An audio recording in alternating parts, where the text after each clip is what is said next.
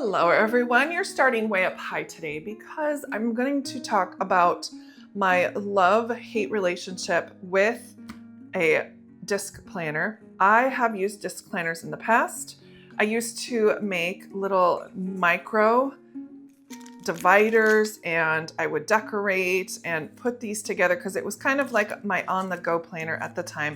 I even had an Etsy shop where I sold clear plastic dividers and I still love them. I still make them. The only thing I did not like about the Mambi was the squeakiness as you turn the pages. And then I also didn't care for the paper quality, both of which I can change. So I don't know why I don't come in here more often. I got to thinking about spring, including you can probably see some of the little parts from the May 2026 kit. I'm always inspired by what I observe. And I think a lot of the time while I am journaling, and this is what prompted this, I found a journal prompt that I had from Hand Can Plan, and it said, "What did you observe today?" And I was like, oh my goodness. I kept writing, I kept writing, I kept writing. And I was thinking that journal prompt is inspiring me to create a very open-ended, loose, not happening every day, not happening every week, but like an observation place. Like, what am I observing outside, inside, in people, lots of different things. And so that's what we're going to make today. I'm going to make a small observation journal, and I'm really torn between two different sizes. I do love a good letter. Who doesn't love a good letter size planner? But of course, this is just very large. I don't know if I really want to tackle something that is that large. And I love my dividers that I've purchased, and I love the dividers that I've made. So I was thinking, okay, I could do this size, but it's a little big. I love a good 7x9 because you can find so many different things from it. And so I'm just tooling around and looking at some of these old spreads. This one's awful busy. I'm not sure I want to use this. This was a gift, I believe, at Go Wild at some point. But this got me thinking that sometimes I think that these are not portable because of these large discs. Well, why do we have to use large discs? Why can't we just use small ones? I think I want to work in something smaller. Let's do this. Then it's a little bit more portable. This might be a better change. And then if I wanted to add any of these to here, I can. And it works almost perfectly because it's just about the same size as the A5. Okay, that's it, guys. I've made my decision. It's time to put this away, clear the decks, pick some rings, and go for it. So you're probably wondering what I'm going to use for my paper. Well, I have a little confession to make about my Archer and Olive. This is my B5. So it's super big B5 planner from Archer and Olive. It's dated and it just has, well, obviously really great paper. And I took off the cover and I punched it. And it worked fine, except I made some goofs here. I also made some goofs on the paper, and I'll show you that as well. But I was thinking about using my goofs as a jumping off point to do a better job, or using the paper for just journaling. So I don't really want this to go to waste. And I think I can actually use the paper even with this junky part here and trim it so it works out, and then I don't have to reinvent the wheel. I can just use it as is, just trim it up, and then if there's any of this other stuff, I can use it as a challenge to cover up. So I'm gonna go ahead and figure out what size I need to cut some of these papers to get them in here. I believe it's just an A5 size. Like, this size is perfect. I found this nice little pocket in my stash, and I think that'll work well. And so now I'm just going to cut some papers to this size, whatever that is, and get started.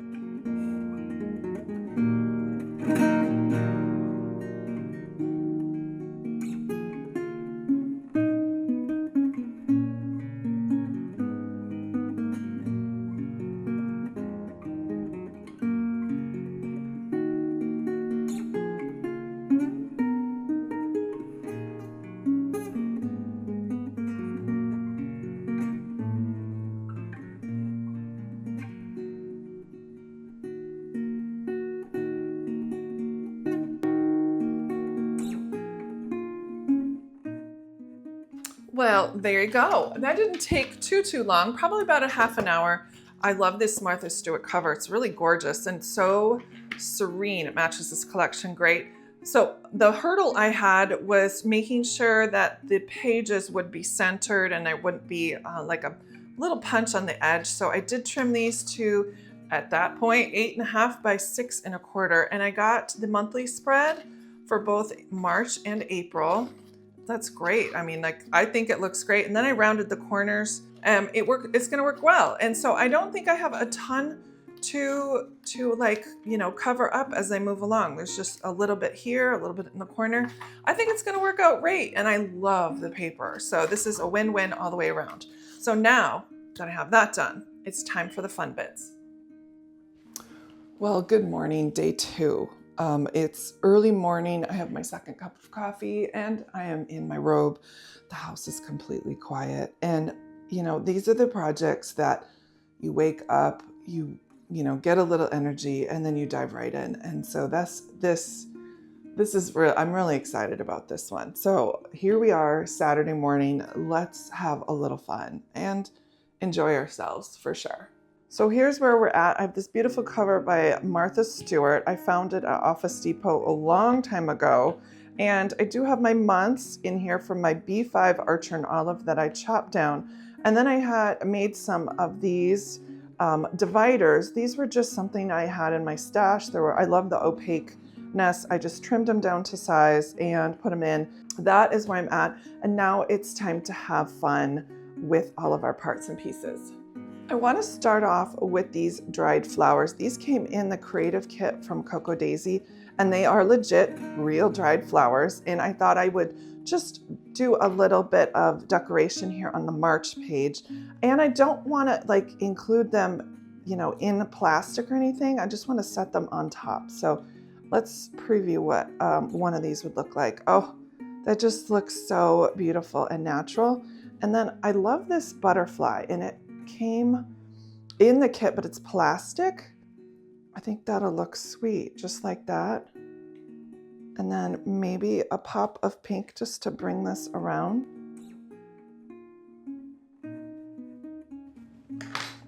That should do it. Let's see what this looks like on top. Oh, how gorgeous. I love that.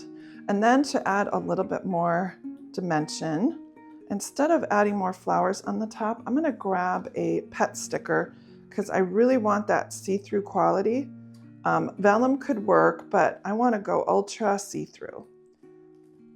I'm tired of fighting the pet sticker, so I'm just going to take off the negative cut so it's easier to pull off the pet stickers as I move forward. I just want to make sure I don't get any of the actual stickers in any of this madness. Can just stick that here on the front of this divider. I don't want anything too permanent because I am going to be reusing these dividers from month to month, but I think this one will look sweet there. And I'd want to kind of cover up the 8. Let's use another one of these. Beautiful. Oh, I love it. All right, how I want to decorate this is nothing too fancy. I just want maybe some date covers on here. Let's do something nice and soft. How about these? These Coco Daisy date covers, or the days of the week, are so versatile. You can use them in the undated traveler's notebook like I do, or in spots like this. We want to just fancy it up a bit. So I have my planner kit out here from Coco Daisy. This is the Field Notes and Florals that I'll be working with for the majority of March. I think it's going to look gorgeous in here. I want to cover up this March 2026, and I want a fairly large element. I could use some of these die cuts, but I really want to fill out that space. I'm going to use this sticky note pad. It has this really great floral section at the bottom here. And I just want to put something over it to start with, and then we'll round out some of those pieces. Meaning it's not going to look too fantastic if I just leave that there, but if I soften the edges with adding other elements, it'll look gorgeous. I think a lot of people gravitate towards just washi tape when they're wanting like a very large cover up. And I find it like, let's try harder. You know what I mean? Like we can come up with other solutions besides washi tape to make like something permanent like this. While I'm not opposed to washi tape or balancing out tops and bottoms, washi is not always my go-to first off. All right, so I have this element here, and see how the flowers come down just a little bit? I want to kind of soften that edge with more flowers. Now I can use die cuts. That would be pretty fun. As you can see, it kind of like blends that quite a bit.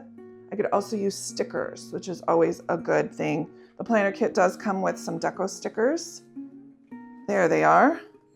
And these are large scale as well, so these will look great. Let's use this one. It kind of softens that edge just a little bit. So you really can't tell that it's, you know, the postcard backing from the paper, from the sticky note pad. I'm going to round out this section as well. This one is could go different ways. You could do something like this kind of overlay and kind of mirroring what you see here. But I just want to put something a little bit softer and simpler. We could do this as well. And then just to mitigate this spot up here, let's use partial sticker. I just want just a little bit of floral just to connect those two spots. And I'll cut this off and stick it on the side of my desk, and we'll find a home for it in a little bit. Let's work over here in the notes section. We're going to put like something down to put something on top of. How about something like this?